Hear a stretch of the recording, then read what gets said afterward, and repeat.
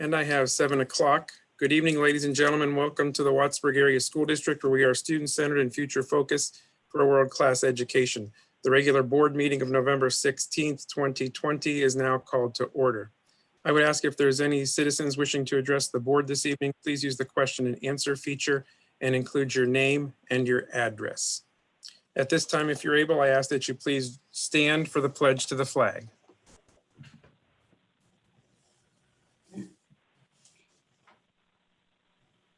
I pledge allegiance to the flag of the United States of America and to the republic for which it stands, one nation, under God, indivisible, with liberty and justice for all.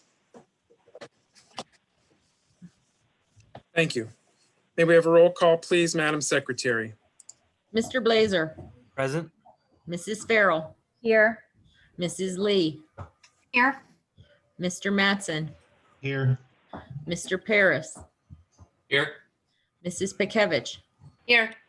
Mrs. Pound, Here. Mr. Pushcheck, Here. Dr. Pushcheck. Here.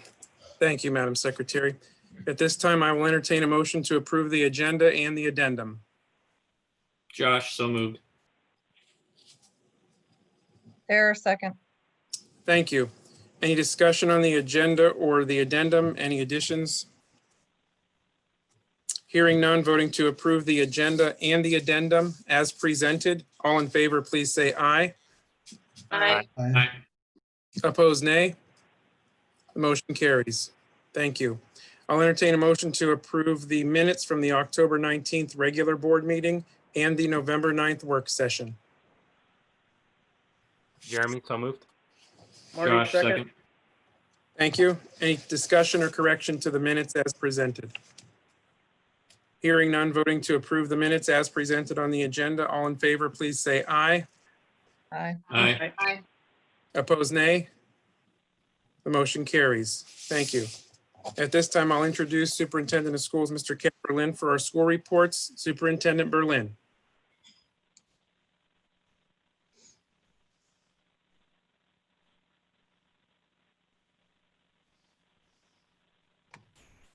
We had planned to honor Ashley Post for her accomplishment at the state cross country meet.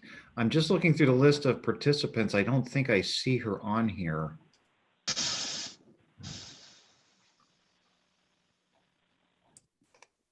There she is, Mr. Berlin, Berlin. she is She there. just joined Oh, us. there she is. Great. Mrs. Kelly, can you turn her camera on, or is it already on? Yes, she's there. He's on. Okay, Hi, great. Ashley. Well, Ashley, thank you so much for joining us. And congratulations. I was wondering if you could tell us a little bit about the season and how you felt it went. It was a little different this season because we've had so much dual meets and then we just had 2 big invitationals at the end. It was really Yeah. surprising. Yeah, boy, you did a great job though, to be a freshman and to place in the top tier. You were like, what, 5th place, right? Yeah. Yeah, that's just incredible. So kudos to you. Thank you. And I'll mail you this. I have to share. Ashley, if you remember, normally at a school board meeting, Mr. Berlin and I would come down and shake your hands and congratulate you, and we would present you with this certificate of exemplary achievement. So on behalf of the school board, just really want to thank you for all of your hard work. You represent yourself so well, but not only yourself and your team, but our school and our district, and even Northwestern Pennsylvania. So you have really done a wonderful job. We appreciate you. We appreciate your dedication to your sports, to your school. And we just want to congratulate you in this small little way. This is being recorded, so you can watch it again. But Ashley, congratulations on behalf of the board. Thank you. I'll stop down to the school and we'll get to this to you and a few other nice things we have for you. Okay. Congratulations again, Ashley. Thank you. Mr. Berlin, it's Mr. Miller. We also have Mrs. Cage on, and I was hoping that maybe they'd like to talk a little bit about their season as a whole too. The whole cross country team had a great season this season. Yeah, absolutely. Let's hear from Coach Cage. Hi, Coach Cage. Welcome to our meeting. Hello, thank you all so much for having us tonight, and thanks for all that you do to serve our district. I'm super grateful for all the experiences that I've had at Seneca as a teacher and as a coach. I've gotten to do a lot of really neat things. So just to recap our season, Ashley touched on it a little bit, but if you know anything about the sport, the best competition is when you go to invitationals, and we usually go to an invitational in New York and Rochester that has hundreds and hundreds of teams from Canada and all over the place. Needless to say, that didn't happen this year. So it was different. So when you're only racing a few local schools, your season looks very different. But when it came to the district meet, we really didn't know what we were up against. So having coached Ashley when she was in middle school and watching her set the mile record twice, I kind of knew what she was capable of. So I did book the rooms at States just in case. However, half as many runners actually made it to States this year because of the logistics of trying to scale down the state meet. So we already had the odds stacked against us, but however, at districts, Ashley ended up placing 4th as a freshman, which is huge, of course. And our girls team overall actually took 3rd place as a team, which is really great for the future of our cross country team as well. So of course, when we got down to states, things looked different there as well. So it was a total of 125 girls that would be in her race, which was half the normal number. However, they ran it in 4 different heats. So she actually only ran against 25 other girls in her race, but they put all the times together. So you're at a little bit of a disadvantage when you don't know how fast you need to go. And Ashley actually ended up leading that race for about 2 miles. She was in the lead, which was scary for all of us. But obviously she pulled through and she persevered. And she never even stepped foot on the course until she ran that race because of COVID. They wouldn't let anyone there. So she ended up taking, as a freshman, 5th place, as you mentioned, and she brought home a state medal. So I'm really excited to see what Ashley's future holds for her running career and otherwise, because she's just a fantastic all-around student. Those of you that know Ashley know this to be true. So I'll just turn it over to Ashley and she can just fill you in on the state's experience. Yeah, the state meet was pretty exciting because I didn't have much expectations for it since I got 4th at districts and we didn't really have much invitationals. Then once we got there, there were a lot more people there than a normal dual meet. So that was a little intimidating, but we started warming up and it was a great day. So I was excited for the race. And on the course, there were many hills and everything. And the beginning of the race was the probably fastest mile I've ran in a while. And the last curve of the race was pretty exciting because I remember Miss Miller screaming at me, "You're gonna medal as a freshman," and I'll probably never forget that in my life. So that was exciting.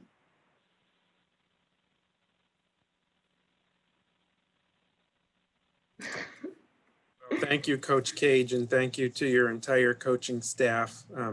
Ashley, once again, we're just so delighted to have you with us tonight to honor you in this small little way. And thank you again for all you've done, not only to represent yourself, your team, your school, our community, but this whole corner of Western PA. So it's a big deal, and we're so glad to have you here with us tonight. Congratulations, Ashley. Thank you. And that's all our school reports for tonight, Dr. Pushchak. Well, that was a wonderful school report. We like those kind. And Ashley and Coach Cage, don't feel the need to stick around. We're going to get down to the business now, but we did the fun stuff first. Thank you again. Guests and citizens comments at this time. There is nobody that has signed up to address the board. I'm looking for Danny Carter, whose name is on the agenda.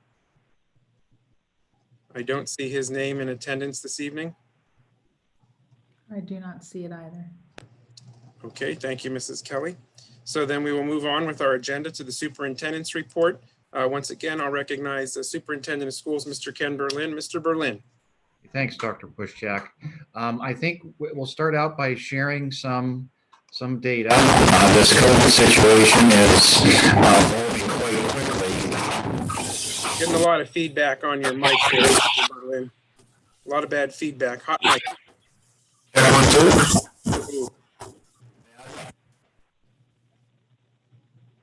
that any better? Yes. Okay, good. So I'll go through some of the COVID data that we're tracking, try to keep the board informed. We did have an emergency meeting today with the Department of Education and the Department of Health from Erie County. That was a meeting between them and all the Erie County superintendents. And that was spurred on because Erie County is now in substantial spread.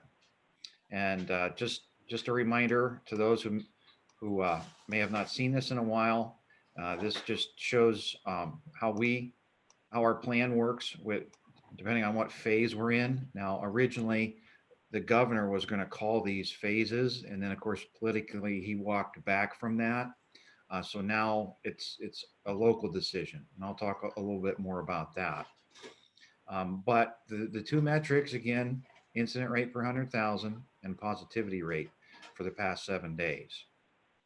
And then of course these are their recommended responses depending on how many infections you have in a building. As we found out last week, that there's more than this to consider. Staffing can become a problem like it did with us last week if you have a lot of people that have to quarantine. So this press release, this came out from the health department today, the state health department, and you can see that the counties in Pennsylvania, the rate is rising fairly quickly. And there's 59 counties now that are in substantial spread. And the governor is recommending for that schools consider moving to remote instruction. Dr. Levine, who's the doctor at the head of the Department of Health, said there is no plan for statewide restrictions. They're not going to call red, yellow, or green as they did before. And this is the important one highlighted in yellow.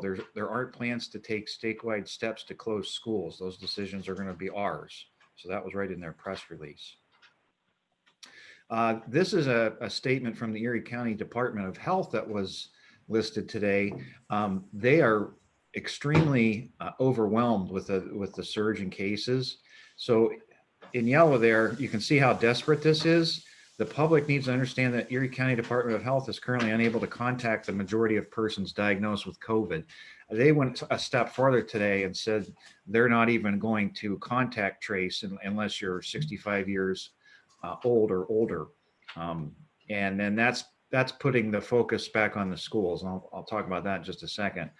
But as I said, we're in substantial spread, 193 cases per 100,000 in the past 7 days, and a 10.6% positivity rate. The moderate numbers would be between 5 and 10% positivity and under 100 cases per 100,000. Now I have data for our district too, and I'll share that. So the state officially recognized last Friday that we're in substantial spread. I had mentioned last week that the Erie County Health Department says we've been in substantial spread for several weeks now. And that's due to the way they track data. They count all positive and probables, where the state system is set up only to track positives. So that's why there's a bit of a mismatch. But even with that, the state finally caught up to where we really are substantial. So they had some recommendations for us today, and this came jointly from the Department of Health and Department of Education. They're saying that they're only recognized as having been in substantial spread for 1 week. So they say you really should wait for 2 weeks before you start to consider making a decision. So for that reason, they're recommending hybrid or remote instruction right now. They're not recommending full in-person learning, but they've they've stuck to their metrics since the beginning. This has been their mantra from the start, and we decided to look at local data, of course, and make a decision. But like I said, if we stay substantial for 7 days at the end of the week, that's when we'll have had 2 official weeks in substantial spread, and that's probably a decision point. A significant increase in cases is expected. And the return to a full in-person metric, if we were to go into the red and we locally decide to do that, they recommend at least 2 weeks in moderate prior to returning to full in-person or hybrid learning. And then they stress this over and over again, only recommendations, not mandates. The decision is really ours. So here's just the official dashboard. You can see that 193 cases, 10% positivity. This was the latest available. It's a week behind, but you can see the cases are exploding. The report I did last week, it was a little over 100 cases. Now we're up 400. It's probably higher than this now. Here's the zones. It shows you the COVID infections, positives around the county right now. Total 399 cases as per November 9th. So you can see we're in zone 4, 10% of the cases there at 39. So we're faring fairly well, but I think it's important to mention that we don't live in a bubble either, so that's why we're keeping a close eye on this. This is our local data that the health department, they do an analysis weekly. It's usually Tuesday or Wednesday when they send me this data, and it shows how many actual cases are positive or probable within our actual zip code. So it tightens that area to our actual real location geography. So you can see this is just skyrocketing. And as of the last reading here, November 3rd, this ticked up just a few cases. So I'm looking for this data to be delivered tomorrow or Wednesday. This probably is going to go up. The question is how much. And then the last risk assessment planning tool that I like to look at is if you had an event at your school building, like a basketball game in a gym, your chances right now would be 74% of having one positive case per 100 people at the event. So that's a useful metric when we come into the winter sports time. So that's what I have. Stop my screen share. That's what I have for data. Just kind of wanted to bring the board up to speed. I mean, definitely this is not a good development. And, ultimately the board needs to feel comfortable with how we're delivering instruction. And talking with Attorney McClure today, we had a good discussion about liability. And if we're getting into this area where we're going to start parting ways in a large fashion from what the State Department of Health and Education are recommending. So substantial. Back to the hot mic again, Ken.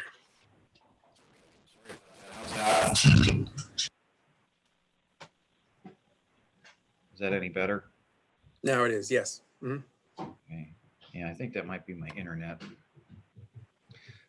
So yeah, I lost track of my thoughts there, but the more divergent we are with our actions from the recommendations of the officials, Health Department and Department of Ed, the more risk we take on. And not to mention, if a substantial spread keeps growing and growing and becomes an exponential trend, we're all going to be at increased risk. Excuse me. So those are things to consider. But the end result of our conversation, Attorney McClure and I, is we felt it's important to modify our health and safety plan so that I could temporarily put us into remote instruction if the numbers warrant it. And then I would bring that back to the board at some point at the next opportunity that we get together so we can have a discussion and, the board, we can decide how we want to proceed. But I'm just foreseeing with this spike, I might have to make a real quick decision to keep everybody safe until we can get together. I mean, because ultimately it's the board's decision, it's not mine. And that's kind of thing. I think that's how we should approach this. Together we have to feel comfortable as a governing board. So you'll see a motion a little bit later on the addendum to that effect. And that's all I have for right now. Any questions for Mr. Berlin this evening from the board? Dr. Bushak, it's Amanda. I have one. Yes, Mrs. Farrell. Um, Mr. Berlin, from your superintendent's meeting, what does it sound like other schools may be looking at that have not already changed what their course of action was for schooling? It's kind of all over the place. Like LaBeouf is open right now, like we are, Iroquois is open, and Union City is open, but Union City is going to do a trial remote because they haven't been on remote yet. And they're doing that intentionally around the Thanksgiving break because they're worried about spread occurring after the break. So then Corey High School, they were full in person, and now they just closed their high school till January. So it really is all over the map. Girard, I know, is considering doing a week of remote after Thanksgiving in case there's community spread as people get together for the holiday.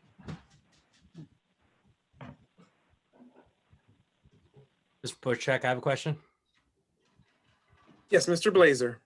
So, Mr. Berlin, as you were saying, was it the Department of Health and the Department of Ed basically saying that we should look at 2 weeks of being in the substantial phase before we make decisions? Is that what I understood you to say?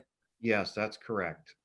And the data that you just showed, I know it's as accurate as you have available, but we know from the reported cases over the weekend and through today that we already are going to be in substantial a second week. So I guess, do we need to wait, or do we already know? We do know that we're going to be substantial this week as well, based on the numbers that came in since that last data set that you were able to show us. So I guess, what does that mean if we are full substantial in the community, which is countywide? And that's the thing, is when I see that graph and I see that tiny little blip on the radar for Wattsburg Area School District, well, the teachers that were positive don't necessarily live in the district. They have children that might not go to the district. Our community goes to Sam's Club and Wegmans and other places. And so we're not living in an isolated little community on an island. We are part of Erie County overall. Yeah, those are good points, Mr. Blazer. I think it's worth seeing how this plays out this week, especially because we'll get a little more data update midweek and then on Friday. Might give us a more complete picture. I might understand with the modification as you were talking about to the district health and safety plan, and I can wait if we want to wait till we get to that point on motioning on that this would authorize you to look at that data and make a decision before we would have another board meeting. Right. It would give me authority just for a temporary closing until we can get back together as a board. Dr. Pushak, this is Amanda. Yes, Mrs. Farrell.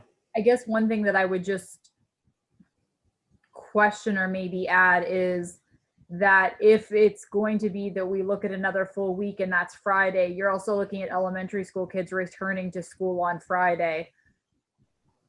What does that look like if we send them to school on Friday and they're back home on Monday? So, I think we're in a very odd timeline of things too, but I think that also needs to be considered as we look at what that might be. And we can certainly discuss this more once we get to the addendum item C3 to modify the district health and safety plan. I think we can have a more robust discussion at that time on the agenda. If that sounds okay.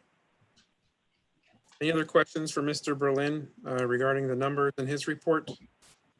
Andy, this is Tara. I do have a question. Yes, Mrs. Pound. Hey, Ken, what was our actual number? I saw the graph, but I couldn't see the actual number for the district.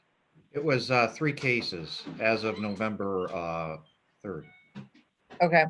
So I just to make a point that we've been basing all of our decisions on the district numbers, and I get we don't live in a bubble and we go to Sam's Club and we go visit people, but all of these decisions we have made up until today have been based on those district numbers. So I just want to make sure we're playing on level field here.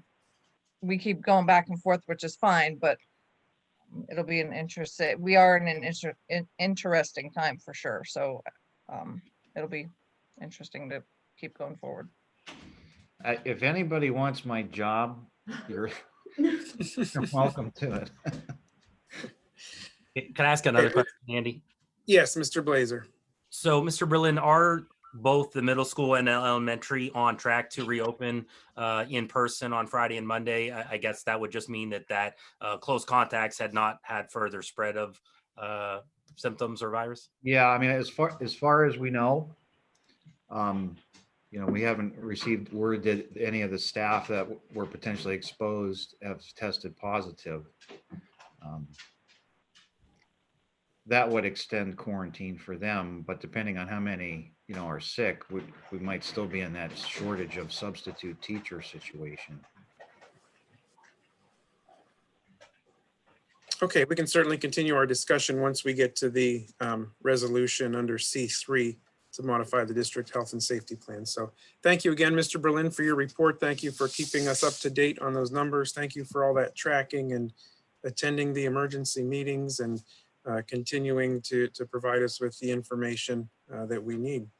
So thank you. The next item on the agenda is the Business Administrator's Report. The Chair recognizes Mrs. Vicky Bendig, Business Administrator. Mrs. Bendig. Thank you, Mr. President.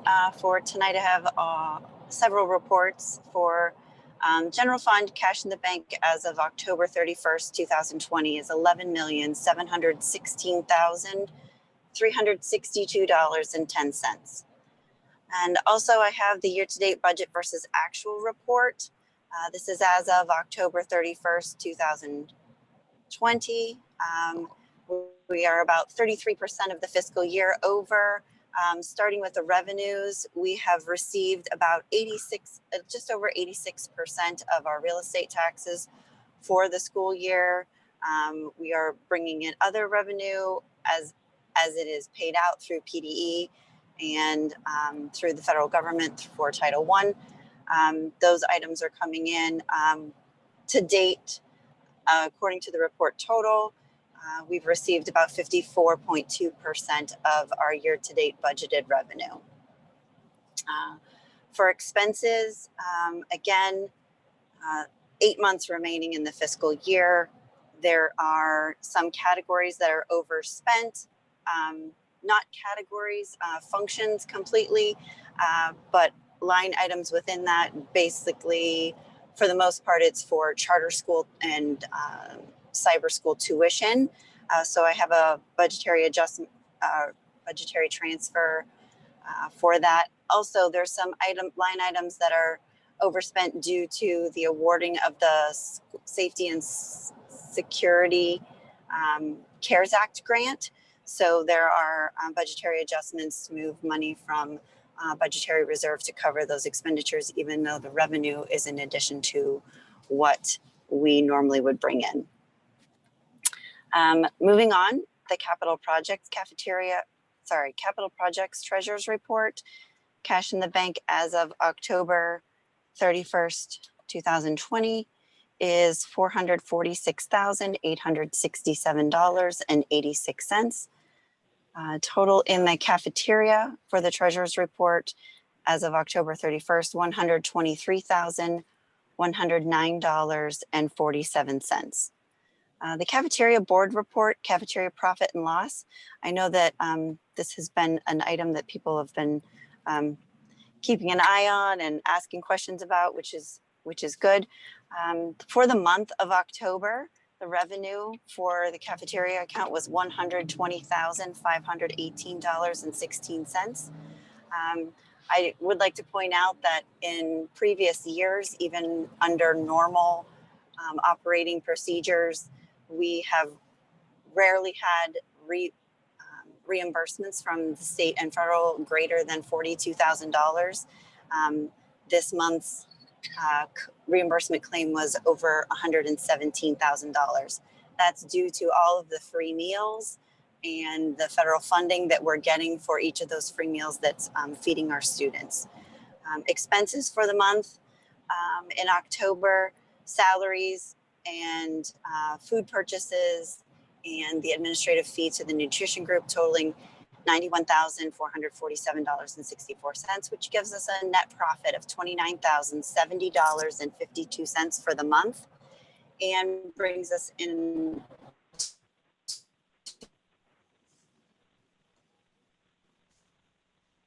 to a profit for the year of $9,080.41.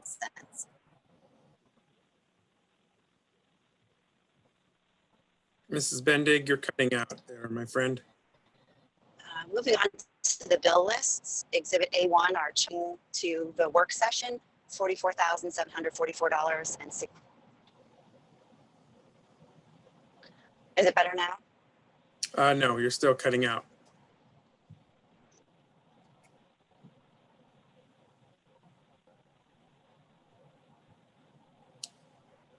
So Exhibit A2, checks already written, that's $103,243.55.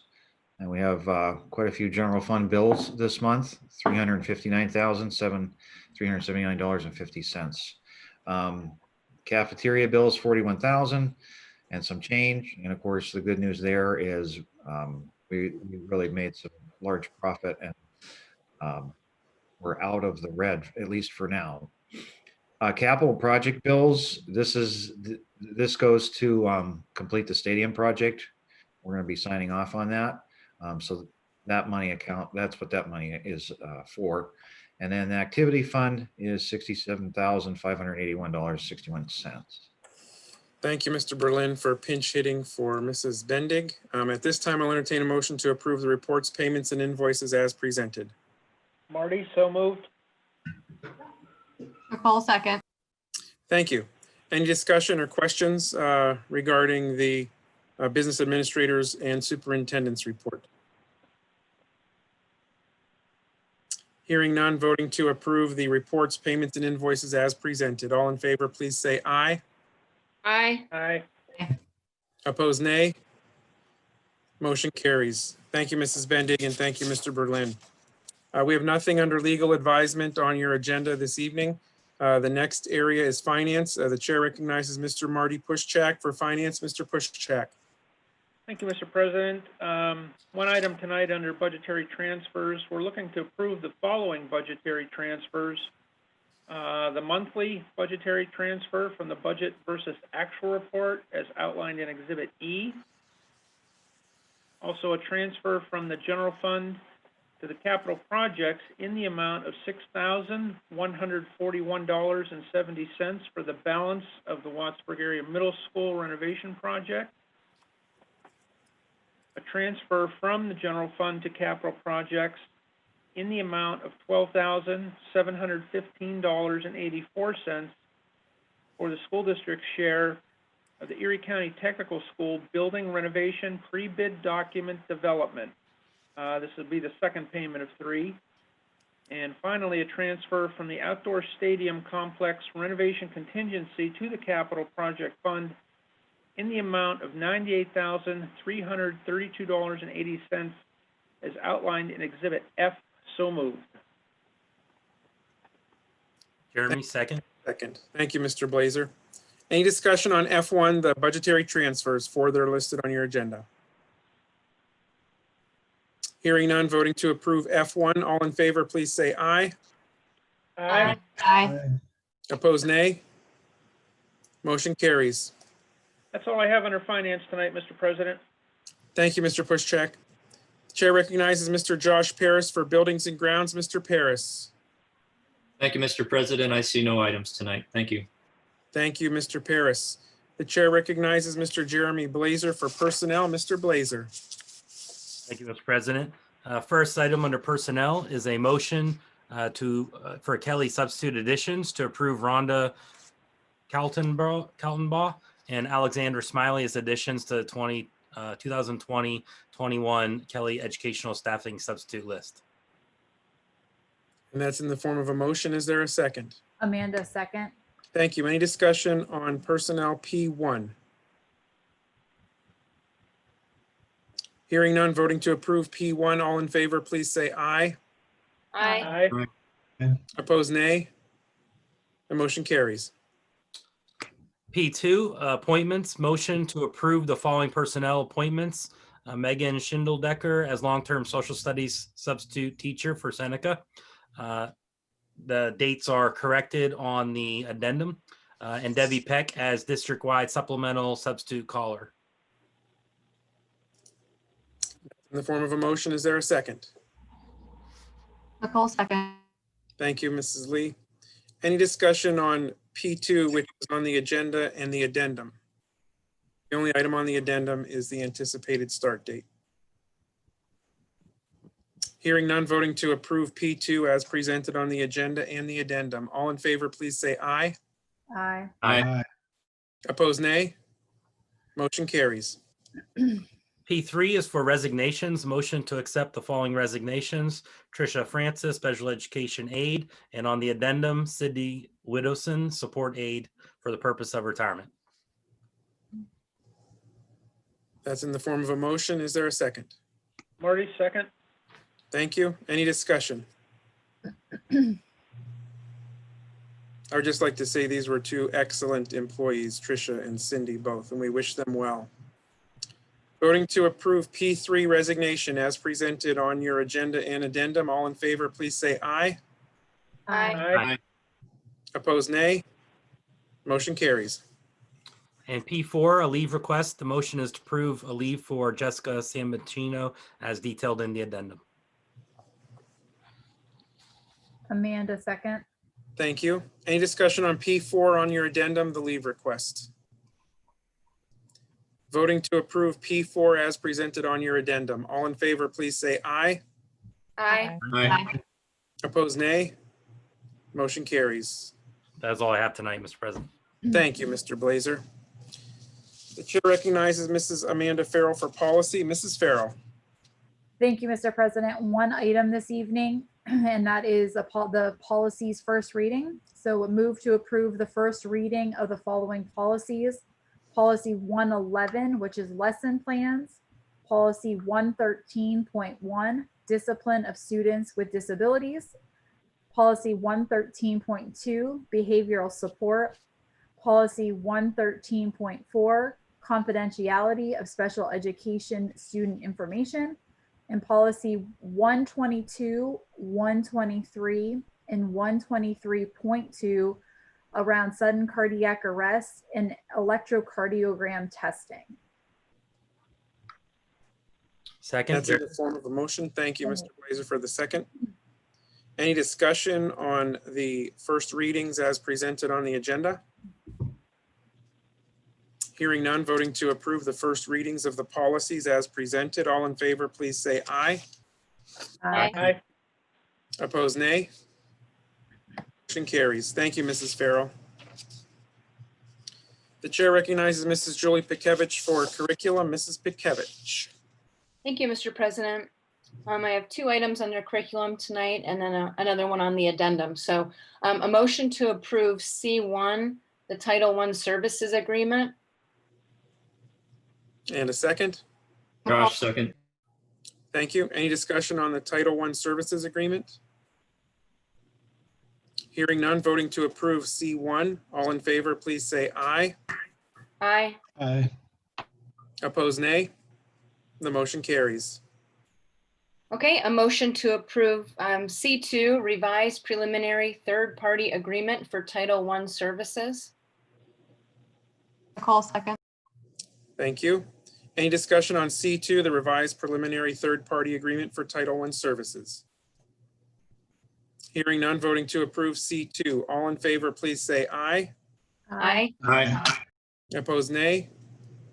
Motion carries.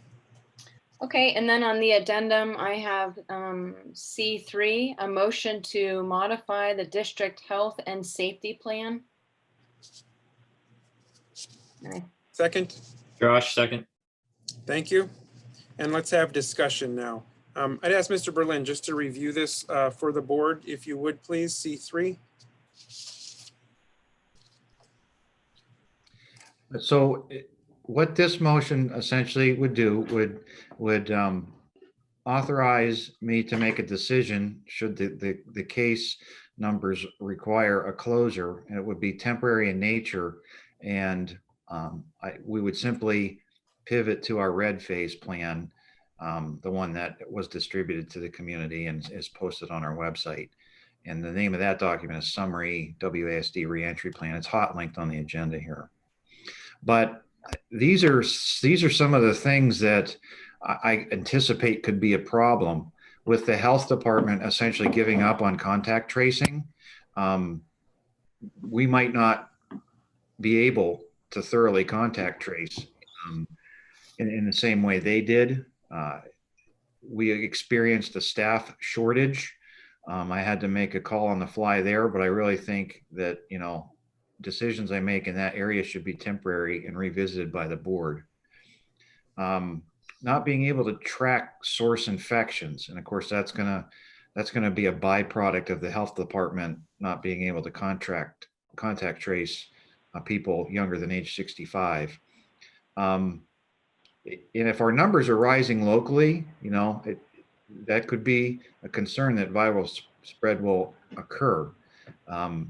Once we get 25 or 30 active cases, if they just show up in a day or two, it's too late. So if we see that starting to trend or tick one way, tick up, I think it warrants a consideration in closing. And this next bullet is kind of related.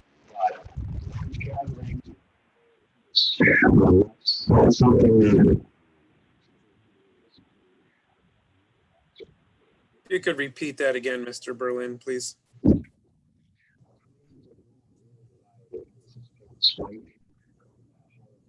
Nope, still can't hear you.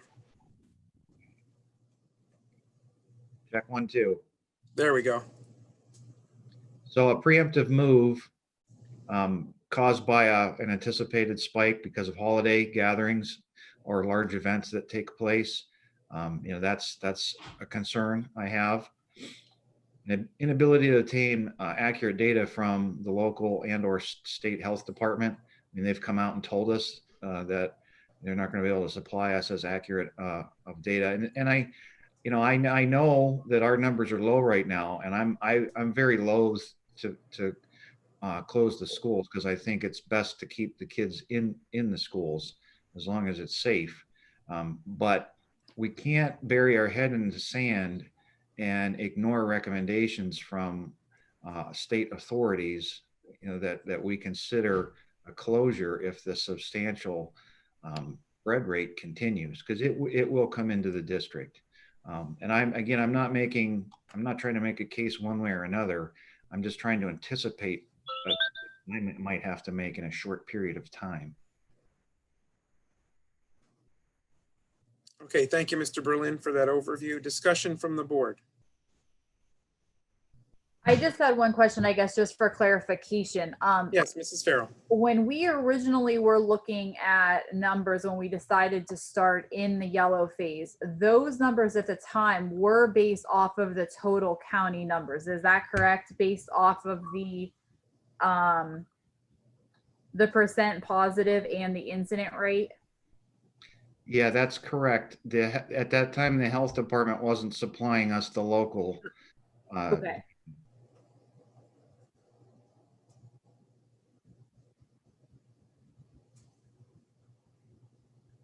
I just have another comment, Mr. President. Yes, Mr. Blazer. So I guess I just wanted to point out what I think most people are aware of, but that the data that we're using has stayed fairly consistent in how it's been collected. So Tara, we have that local data that, you know, Mr. Berlin has had access to, I guess, seems like for about the last month, but we haven't had that from the beginning. So I think we're using the same data points. And the other big problem with those data points are they're old. You know, people are finding out today that they're positive and showing up an account for tomorrow when they were positive 3-4 days ago. So, you know, it's there's no way around it, I guess, at this point. But I worry about waiting because I see that the numbers are trending in the right direction. Now they were down, I want to say, to about 105 today, which is weird because it feels like a good number because we're trending back down when we were in the 30s for most of the school year.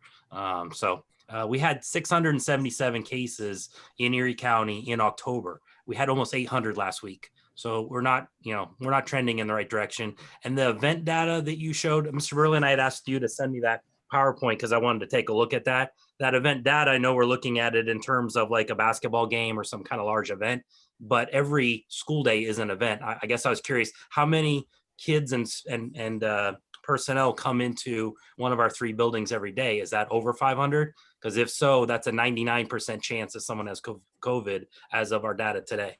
Yeah, and that's a good point, and that's we've had a lot of discussions about that with the superintendents and the health department.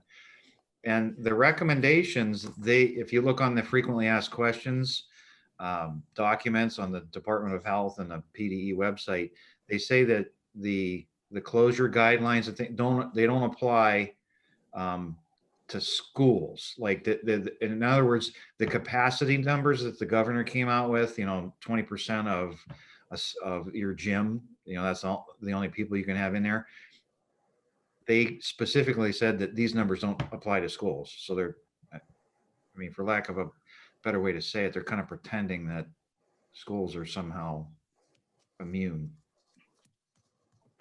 When we went to quarantine on the middle and the elementary school for 2 weeks, and I hope I'm using the right terminology there, I thought I heard or I've seen that teachers were teaching from the school building, not from their own personal homes. And I've heard about practices in the building with youth. So what actually changed when we went to quarantining for the elementary and middle school? Did it just mean that the students had to stay home, or were there other changes to our policy and procedures? Yeah, so there was 13 staff members that had to quarantine for 14 days.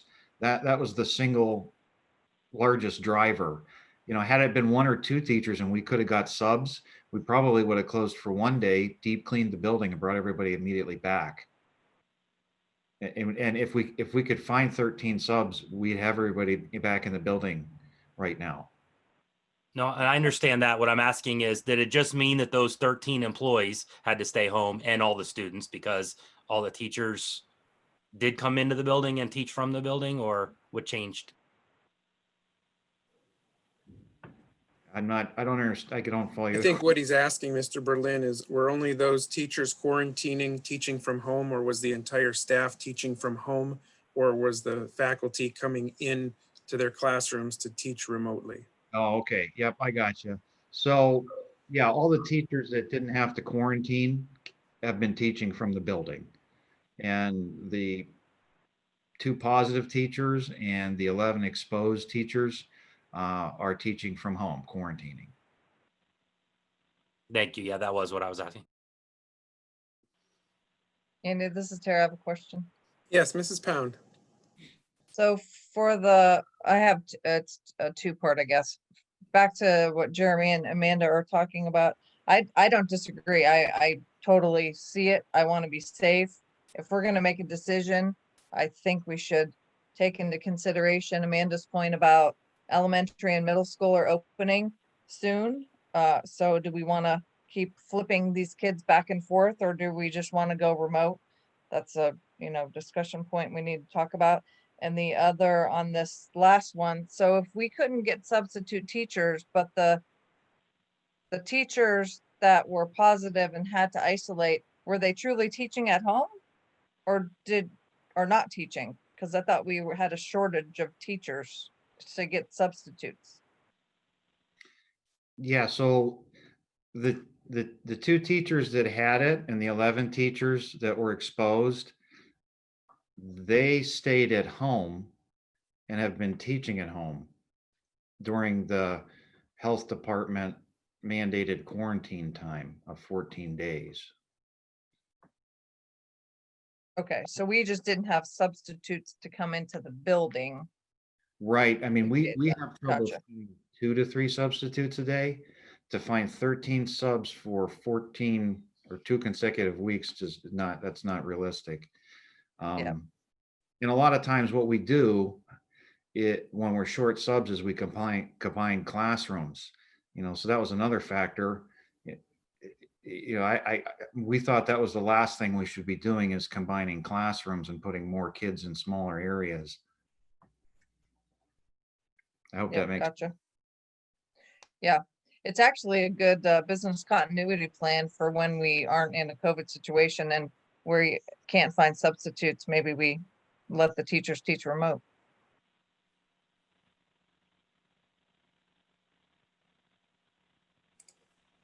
Josh, I have something.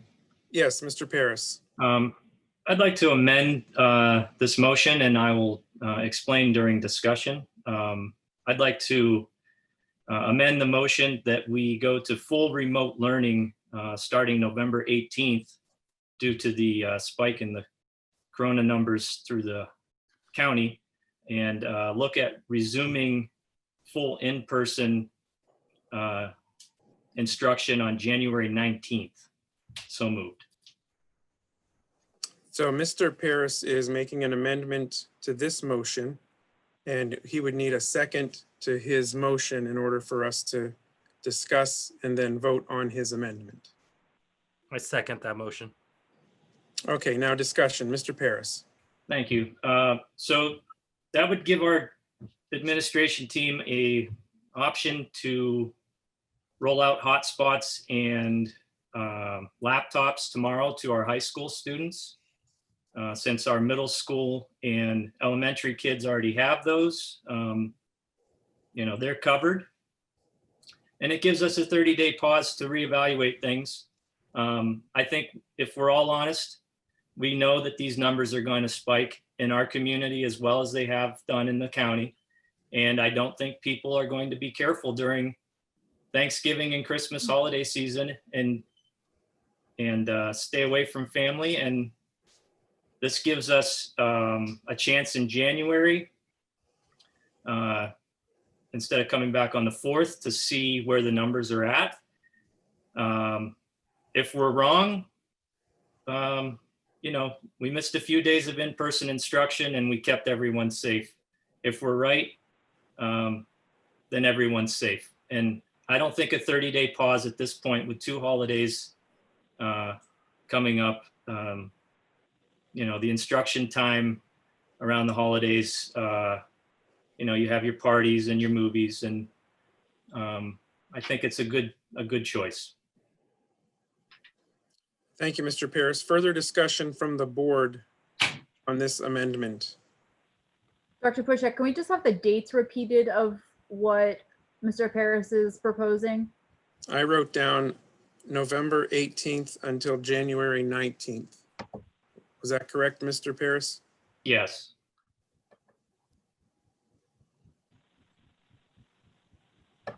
This is Tara. I have a question. Yes, Mrs. Pound. So Josh, did you just come up with that amendment or have you been thinking about this for a while? When I saw Ken's data points come out earlier, I just think we're fighting a losing battle trying to keep everyone safe. I don't disagree. I think the numbers are low out here. But again, drive down Peach Street on a Saturday or a Sunday morning, and you know that it's not just Mill Creek and Summit people in there. I'm sure people from our district are in there shopping, and we're not going to keep it out of our school buildings with teachers and support staff and administrators that don't live out here.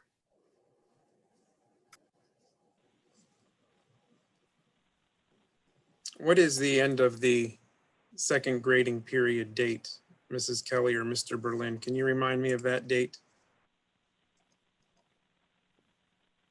I believe it's the very last week of December, but I can look that up and have it for you. Isn't the end of the grading period in January? Isn't it midway through January? January, yes. Sorry, I meant end of January. Okay. So Dr. Pushjack, this is Julie. I have a question. Yes, Mrs. Pikevich. So this goes with Josh. Is this, so you're thinking that after the Christmas holiday, January 1st, it gives about 2 weeks, which would be a quarantine kind of time for after holiday get-togethers to see if anyone else is positive or sick. And then you come back on the 19th. Is that the reasoning behind January 19th? I chose the 19th because we'll have a meeting that day, and if we could vote to come back at that point if the numbers are low. Or I'm sorry, we would have a meeting, I think, on the 18th. Is that correct? Is the 18th a school day? It's Martin Luther King Day. Are we on or off that day? Well, we would have a meeting. It's the second Monday of the month, or second. Yeah, there's no school on the 18th, that's Martin Luther King Day. And then the end of the second quarter has been pushed to January 28th because we started later. And we had to move a few days around to make the transition back to full in person.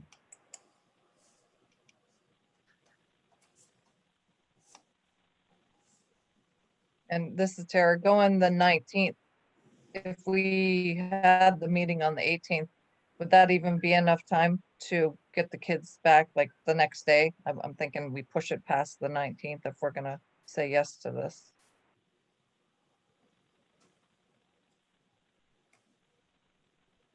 Well, I think it would just be an announcement out to the kids that you're coming back to school tomorrow, right? Bring your laptops back with you type situation. And that would be okay for the teachers, would be ready and everything. I was just saying prep time, but Nothing has to be moved around or anything anymore, right? So it's just a time to come back to the building. Is that right? Yep, that's right. We would just ask the students to bring their computers back in. and we would have bus drivers available on the ready and everything like that. We would hope so. But like anything, you can't guarantee that. Right. What about cafeteria? That's a long time to have. I would imagine that there wouldn't be any food orders for that amount of time, and to switch on a day like that, would that cause problems? Well, the cafeteria staff could continue producing food and we could distribute it like we did in the summer. Because we have that waiver now, we're authorized to do that. We would vote on the 18th about coming back, but we would really have a sense by the 11th, would we not? Just as we normally have a sense of what we're discussing at the work session going into the full board meeting. I think that's reasonable, Mr. Blazer. During our normal work session, we could discuss where we're at and what we think we'd like to do the following week.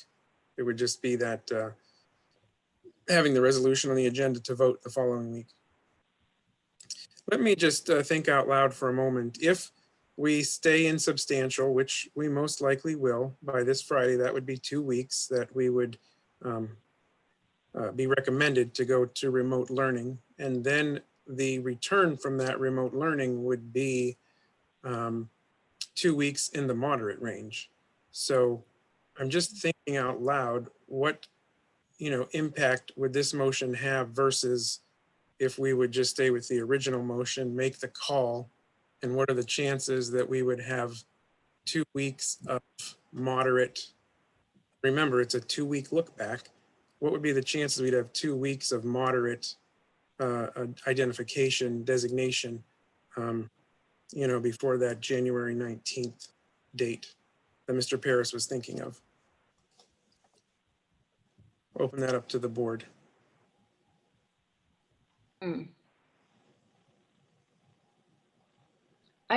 Andy, this is Julie. Yes, Mrs. Pikevich. I don't know. I feel a little off kilter here because this is just kind of thrown out there. So I'm not really comfortable with this whole situation. Mr. Berlin said we only have, what was it, 3 cases? And I just feel, I don't want to jump the gun here and think that we have 800 some cases if we have 3. And I'm all about the safety, but we just kind of came back.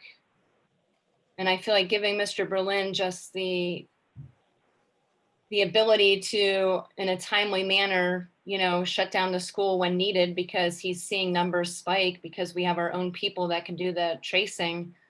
I'm just more comfortable with that right now, using Mr. Berlin and our contact tracers before we just say, okay, forget it. Let's just not come back to school. I'm not ready to say that. I feel like we just came back. We do have one more board meeting, December 7th. So that would be a time when we can get together and evaluate Because coming out of Thanksgiving, if the numbers are exploding, then it's going to be pretty obvious what we have to do. Right, okay. But I mean, and that was kind of the thinking behind this motion the way it is. You know, if we get to Friday, it's our second week of substantial, but the information I have from the Department of Health still shows that our numbers are fairly low. You know, we might be able to make it to Thanksgiving break and then see what happens. I guess just another question I have is as you look at the week, today is Monday. When are you going to decide to make a call on if the elementary kids come back to school on Friday?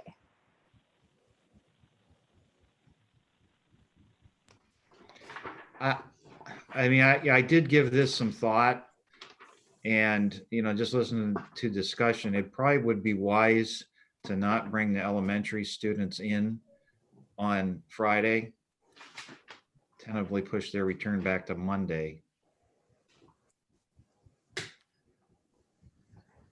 If anybody has any thoughts about it, I'm just thinking out loud.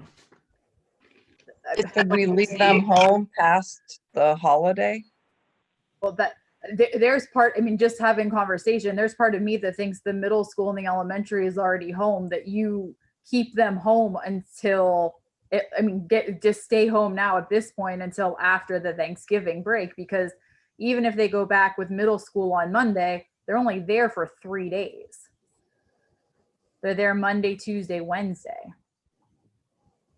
I mean, but I don't know how that affects, you know, doing that with just the middle and elementary and leaving the high school as they're currently functioning.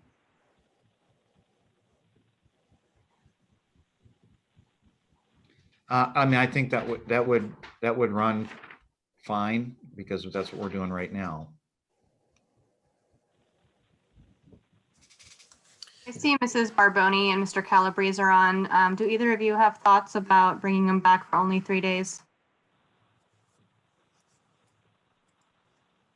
Mrs. Barboni or Mr. Calabrese? Elementary perspective? I'm here. I just didn't Yes, know. hi. Sorry, I was trying to unmute myself. Sorry, Matt. You're good. I was just, I'm ready if you aren't, so you're good. Yeah, honestly, I tend to agree, although it's great having them back, and there are, of course, things we can do for those days. I did already put out an email to staff today, because I do know that there are some members who are in quarantine that are, you know, starting to feel some symptoms, and so are being tested just out of precaution. So I do know that I may already have some staff members who are still out. I guess my honest opinion is I sort of feel like they're home.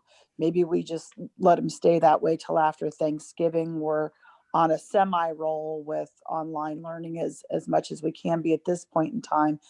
And even though there are only so many staff members that have tested positive,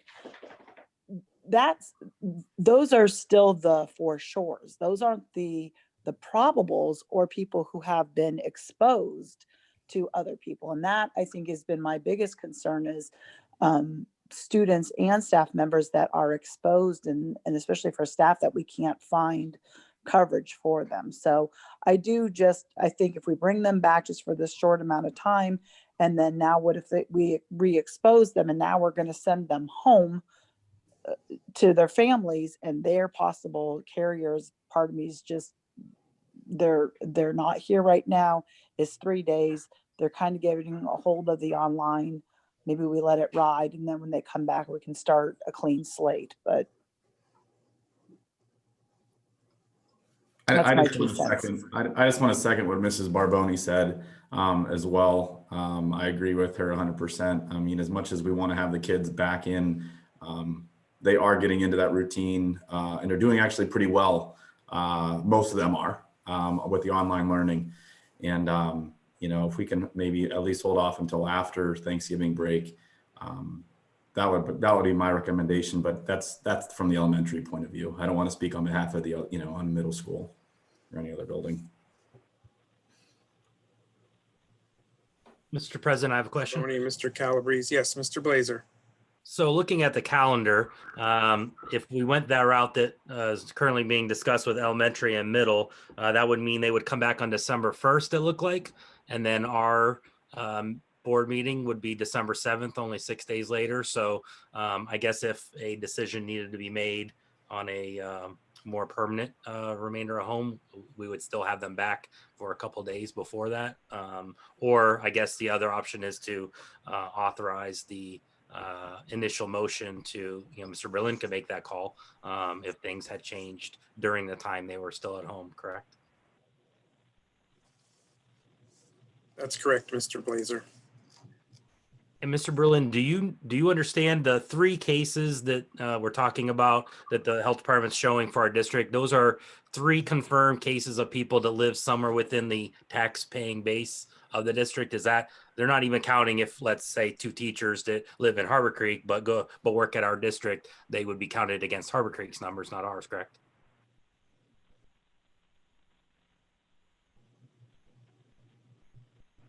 You're on mute, Mr. Berlin. That's correct. That's correct, Mr. Blazer. That analysis that they send me is just for people that reside in our district that had a positive test.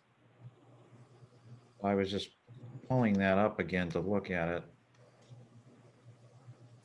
And yeah, that was as of November 3rd. So like I said, tomorrow or Wednesday, we'll get the update on this, but it'll still be behind by 7 days. Just to remind the board, right now we're discussing an amendment to the motion, which we haven't had many amendments lately. So just to remind you, that's what we're discussing. And then when we feel comfortable or when the discussion is over, we'll vote on the amendment. And then we will return to discussion to the original motion, whether it's amended or not amended.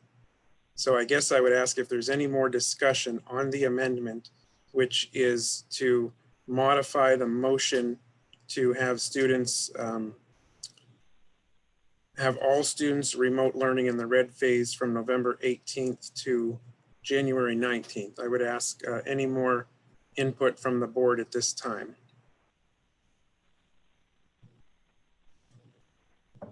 Andy, Dr. Pushek, I'm sorry, just for clarification. So I understand that is the is what we're discussing right now.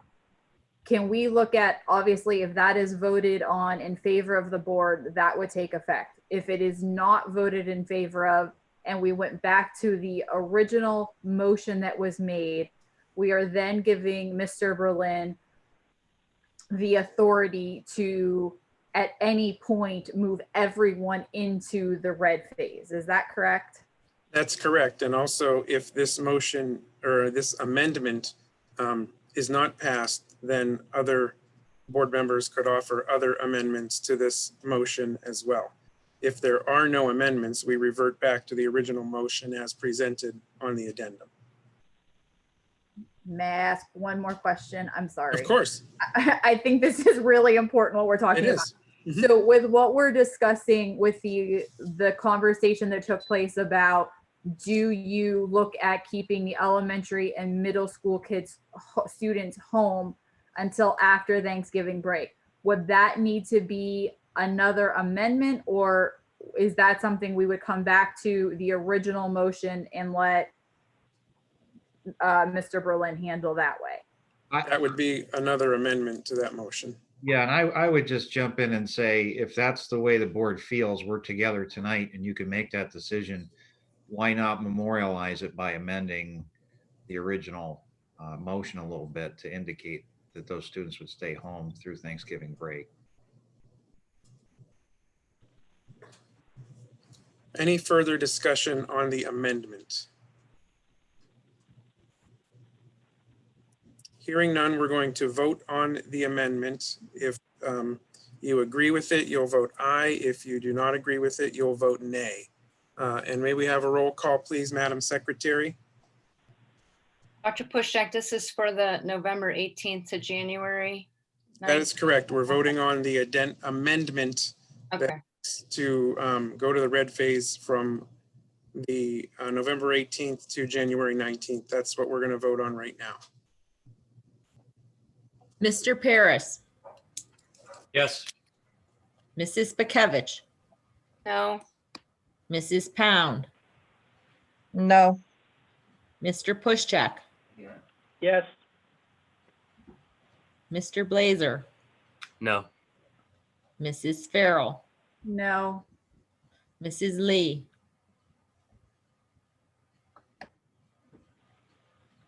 Mrs. Lee, Mr. Mattson, No. Dr. Pushcheck. Yes. The amendment is defeated. So now we will go back to the original motion. And we will continue our discussion on the original motion. Can I ask a question about the original motion and a potential amendment? Yes, Mr. Blazer. Would editing it and adding, or maybe it doesn't need added, that Mr. Berlin would be given the authority to temporarily move any of the buildings into red phase? I guess I feel like by giving him the authority to move any of our buildings into red phase or the entire district, he could leave the elementary and middle school learning at home until after the holiday break and leave the high school in place. I don't know if that is adequate though to cover that. Mr. Berlin, can you remind us if the color phases are by district?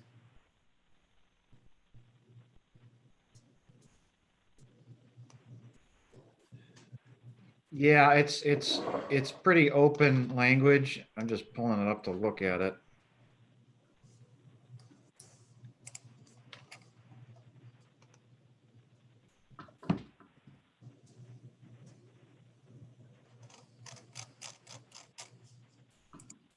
It says during the red phase, all WASD buildings will be closed and learning will take place using online learning platforms and video conferencing.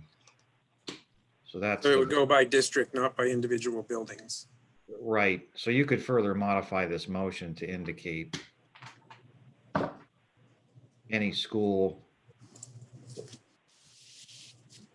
So the original motion right now that we're discussing has the superintendent given the authority to move the district to the red phase based on any one or combination of the following items listed there. That's the motion as it is right now. Is there any further discussion on this motion regarding any of the topics that have been discussed so far?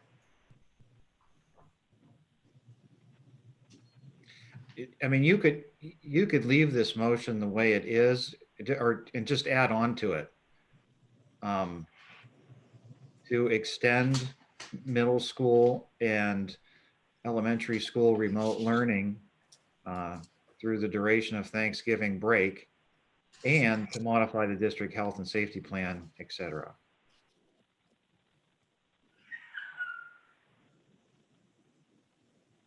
I would believe that would still be an amendment, Mrs. McClure. Is that correct? Or would we? Yes, that someone would have to make a motion to amend the original motion to that effect, and you'd have to have a second. So I motion to amend the existing modification of the district health and safety plan to add the extension of the remote learning for the elementary and the middle school till after the Thanksgiving break, returning on December 1st. Nicole second. Okay, so now we have an amendment offered by Mr. Blazer, seconded by Mrs. Lee. Mr. Blazer, would you like to speak on your amendment? So just to clarify, it's just to continue with the learning patterns we've had for the last 2 weeks of the middle and the elementary school, and to honor both Mr. Berlin as well as Mrs. Barboni's discussion of allowing students not to come back for the 3 or 4 days, depending on which building, before the break, and instead to wait and see what our data says, and yet still leave in place the existing motion that allows further adaptations if Mr. Berlin thinks we need that to happen. And knowing that we will be meeting again on December 7th. Is there any further? Andy, this is Tara. Yeah. Yes, Mrs. Pound. I'm having difficulty. I agree with the amendment. I'm having difficulty with the I guess, how we're gonna word this, because the motion, the current motion to modify the health plan has specific bulleted points on how it can be amended. But what Jeremy is proposing is a point in time, like Thanksgiving, middle school and elementary school. Should it not be a separate entity, or is it a C3B? I It's- guess. It's the beginning of the motion. So this motion now is, if the amendment is passed, that the elementary and middle would return December 1st, and we would modify the district health and safety plan to authorize the superintendent with the rest of the motion.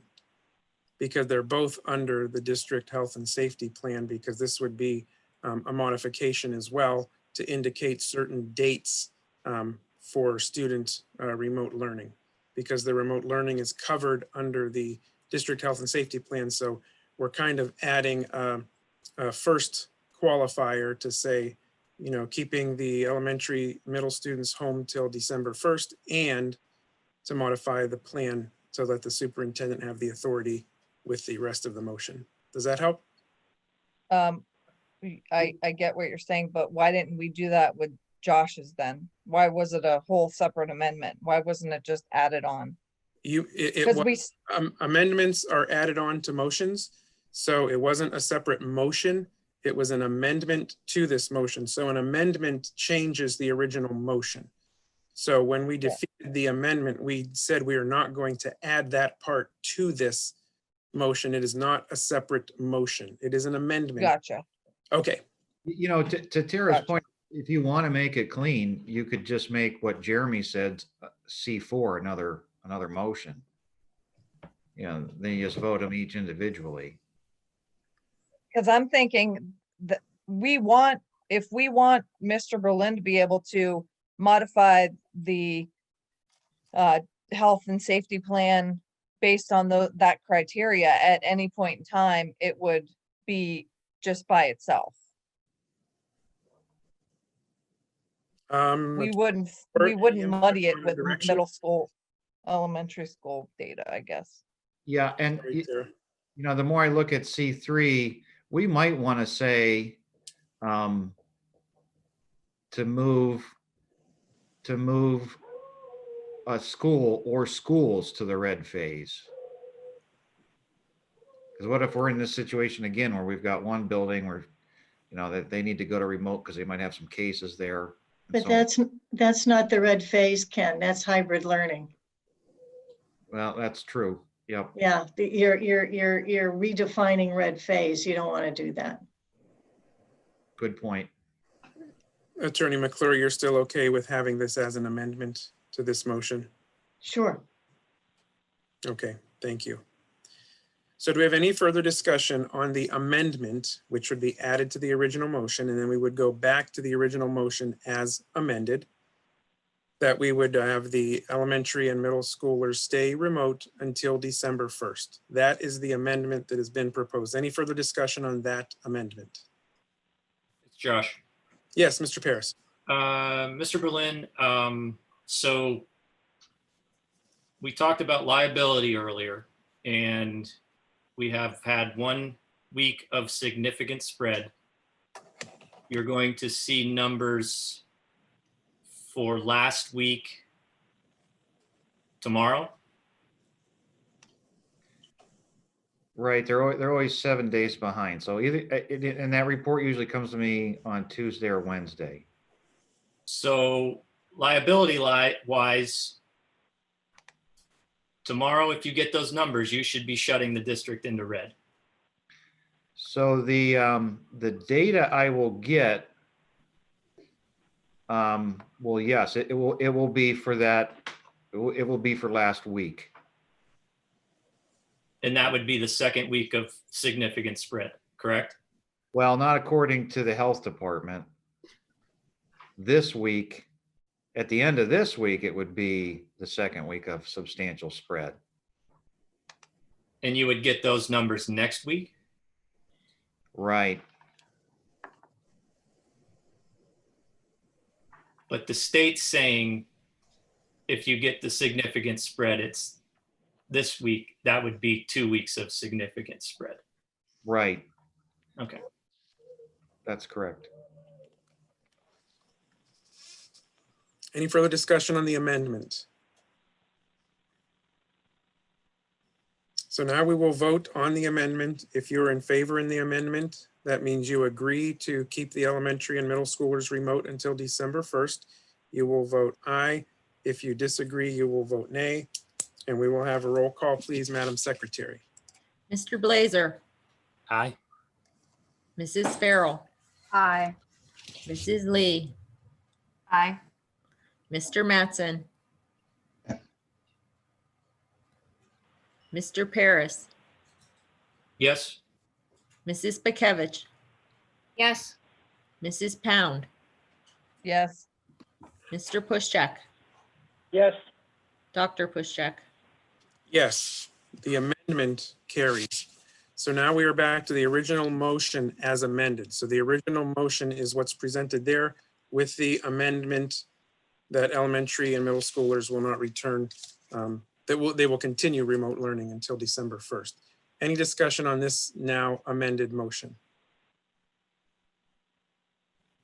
Hearing none, voting to approve C3 on the addendum as amended. Let's have a roll call, please.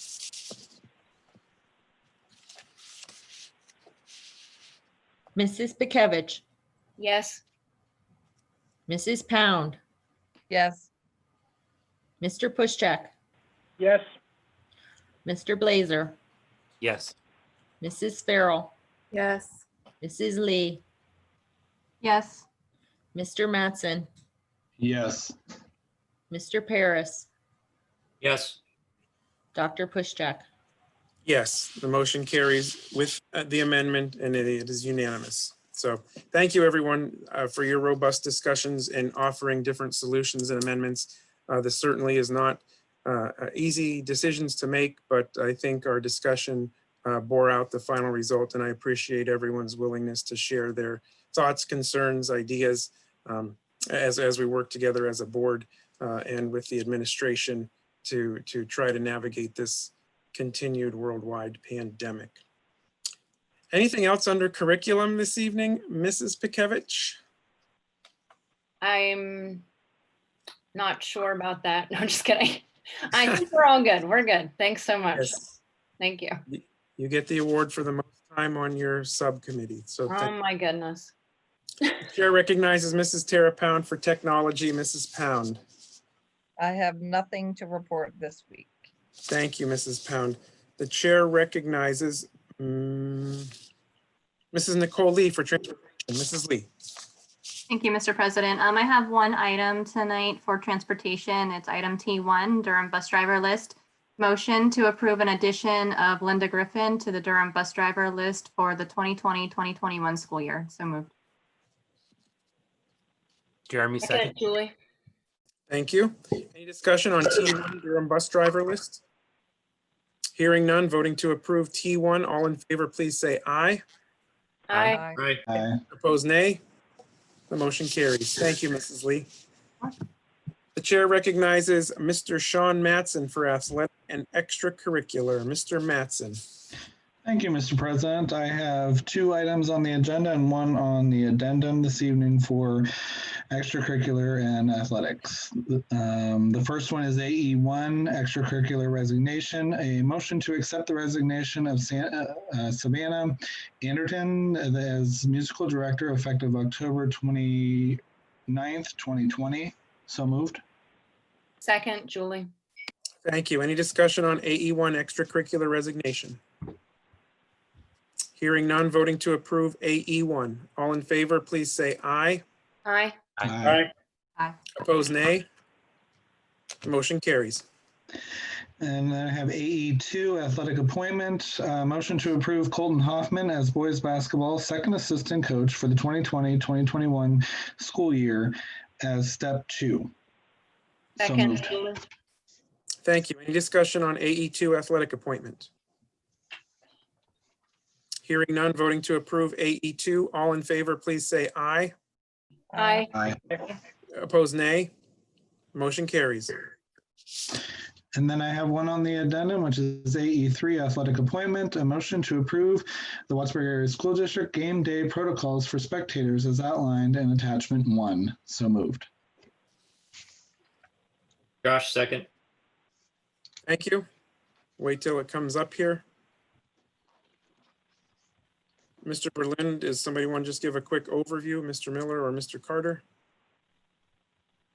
Yeah, I mean, real simply, we followed the governor's formula for maximum occupancy. So, we have actual occupancy numbers for the gyms, unlike the stadium, which we had to base off of their other formula dealing with space. Thank you. Any discussion from the board? Questions? Josh, Yes, Mr. Paris. any chance of getting a basketball court or wrestling mats to the new stadium to expand occupancy for the kids? Hey, as long as the weather's nice, right? Seriously. Yeah. Any further discussion on AE3 on the addendum? This is Jeremy, just clarification. So the modification of district health safety plan that we just approved would say that if we did have to change our status, then all these numbers go away because athletics and other activities go away, correct, Mr. Berlin? Yeah, that'd be just a temporary suspension of all activities until we get back together as a board. All athletic and extracurricular activities. Voting to approve AE3 game day protocols on the addendum. All in favor, please say aye. Aye. Aye. Opposed, nay. Motion carries. And that's all I have this evening, Mr. President. Thank you. Thank you. Nothing under miscellaneous this evening. Erie County Technical School report. The chair recognizes Mrs. Nicole Lee, our Erie County Technical School representative. Mrs. Lee. Thank you. We had a meeting on October 26th, and it was another long meeting. It was 2 hours again. Couple of different summaries, and I'm actually probably going to ask Mr. Berlin to fill in areas where there's been movement since the meeting was almost a month ago. So as far as construction was concerned, and this was at the time of the meeting, more has happened since then. At the time of the meeting, they were discussing trying to hire a clerk of works to oversee the entire project. They were preparing to send the drawings to BIU, and it's still looking like they're going to open bids in January with an approval for bids in March. We also approved one part-time confidential secretary to assist Dr. Walker. That is at no charge to the districts because they were able to recoup the money to pay her through a couple of different retirements and other savings. I am happy to report that we had 3 Wattsburg students be inducted into the national or the 2020 Hall of Fame. And they are, let's see, Lee Larson, she is studying art and design for business. Sharon Bisbee, she is studying early childhood education. And Keaton Henderson, who is studying facility maintenance. So we have 3 students from Wattsburg that have been inducted into that. So that was a good note. Mr. Berlin, did you have any updates that you wanted to provide on construction? I know there was a superintendent's meeting that you had mentioned. Yeah, so, and I talked a little bit about this last Monday, I believe.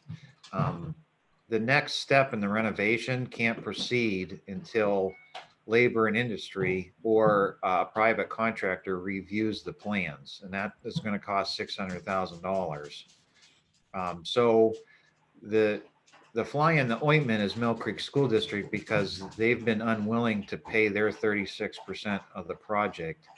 So the Sam Ring, the chair of the Joint Operating Committee, which is the tech school board comprised of you and 10 other board members, each from each school district in the county, he's trying to get a meeting with everybody December 4th to see where Mill Creek School District is at, because it obviously doesn't make sense to spend another $600,000 on paper if they have no intention of funding the program.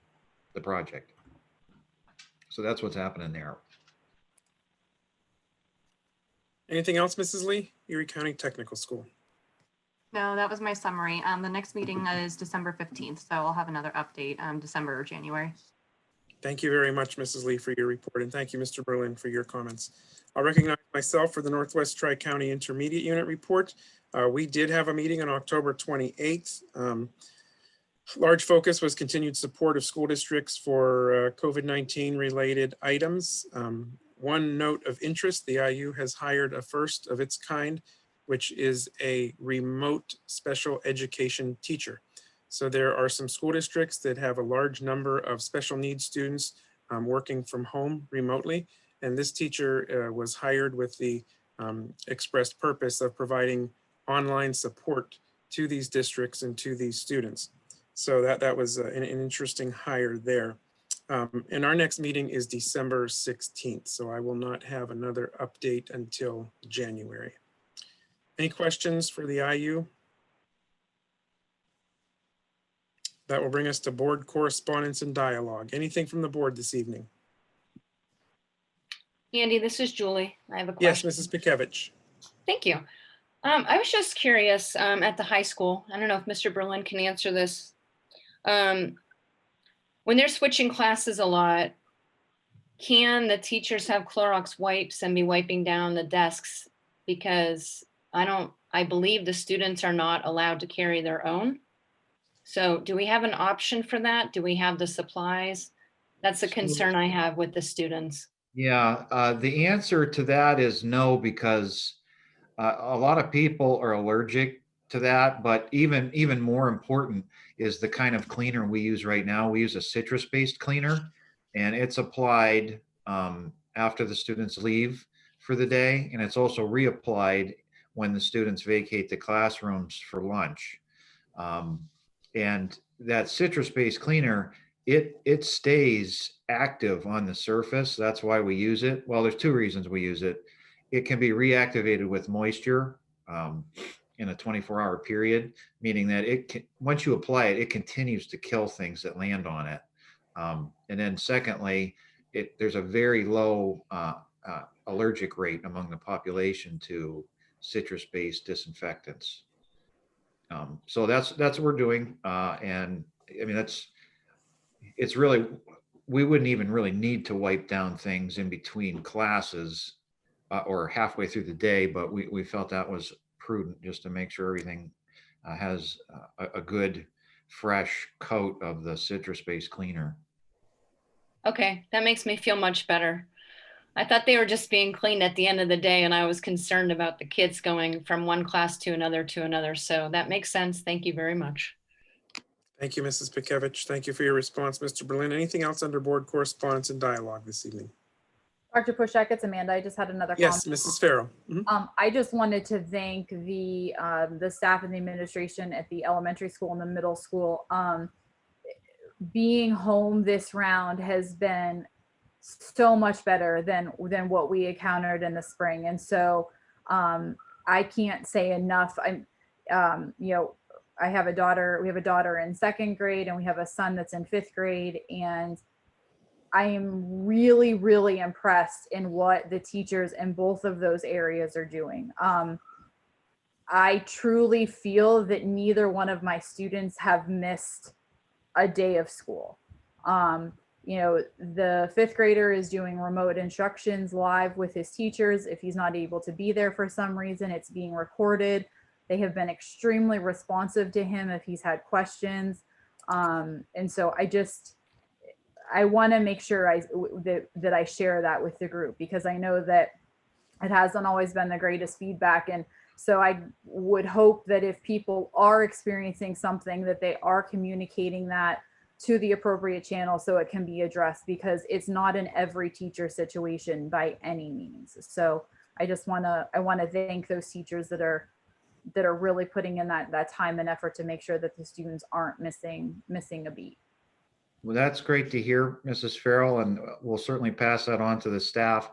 I do want to give kudos to Mrs. Kelly, though, because she spent a lot of time after our spring experience researching how what platforms we could use, how we could add and improve. And then she engaged a whole committee of teachers, our technology integrators, And, I think, we learned as a group and we're still learning and getting better each day.